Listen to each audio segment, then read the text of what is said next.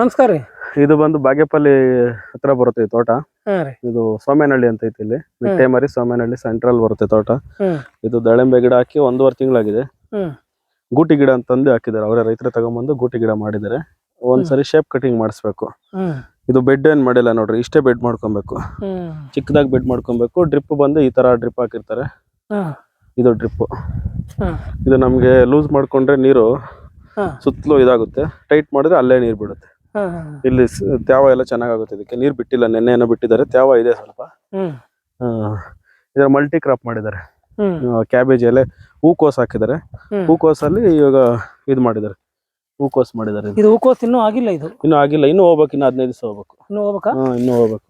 15 ದಿನ ಹೋದ್ರೆ ಎಲ್ಲ ಈಗ ಹೂವು ಬಿಚ್ತಾ ಇದೆ. ಅದ್ರಲ್ಲಿ ಇನ್ನೂ ಒಂದು ಕ್ರಾಪ್ ತಗೊಂಬೋದು. ಇದು ಕೋಸು ಇಲ್ಲ ಹೂ ಗಿಡ ಏನಾದ್ರು ಹಾಕೊಬಹುದು. ಮತ್ತೆ ಈಗ ಈ ದಾಳಿಂಬೆಗೆ ಸ್ವಲ್ಪ ಎಫೆಕ್ಟ್ ಆಗುದಿಲ್ಲ? ಏನ್ ಎಫೆಕ್ಟ್ ಆಗಲ್ಲ. ಇದ್ರಲ್ಲಿ ಕೋಸಲ್ಲಿ ಬರೋ ಸಾಮಾನ್ಯವಾಗಿ ಹುಳ ಬರುತ್ತೆ, ಜಾಸ್ತಿ ಹುಳ ಬರುತ್ತೆ. ಹುಳದ್ಗೆ ಔಷಧಿ ಇದು ಕೊಡ್ಕೊಂತಿದ್ರೆ ಇದಕ್ಕೇನು ತೊಂದರೆ ಆಗಲ್ಲ. ಈ ಗಿಡ ನೋಡ್ರಿ ಚೆನ್ನಾಗಿದೆ. ಗಿಡ ಏನು ಅದೇ ಹುಳುದೇ ಸಮಸ್ಯೆ ಆಗಿರೋದು. ಇದಕ್ಕೂ ಸ್ವಲ್ಪ ಹುಳ ತಿಂದಿದೆ ನೋಡ್ರಿ ಅಲ್ಲಿ. ಇದಕ್ಕೆ ಹುಳ ಬರುತ್ತೆ. ಅದೇ ಹುಳನೇ ಸ್ವಲ್ಪ ಡ್ಯಾಮೇಜ್ ಮಾಡಿರುತ್ತೆ. ಗಿಡ ನೋಡ್ರಿ ಒಂದು 2.5 ಅಡಿ ಆಗಿದೆಯಲ್ಲ. 2.5 ಎಷ್ಟು ದಿನ ಆಯ್ತು ಈಗ? ಇದು 1 ತಿಂಗಳು 1.5 ತಿಂಗಳಾಗಿದೆ. 1.5 ತಿಂಗಳಾಗಿದೆ. ಇನ್ನು ಶೇಪ್ ಕಟಿಂಗ್ ಮಾಡಿಲ್ಲ. ಈಗ ಒಂದ್ಸರಿ ಶೇಪ್ ಕಟಿಂಗ್ ಮಾಡ್ತಾರೆ. ಶೇಪ್ ಕಟಿಂಗ್ ಮಾಡಿದ್ಮೇಲೆ ಸ್ವಲ್ಪ ಫುಡ್ ಕೊಡ್ಬೇಕು.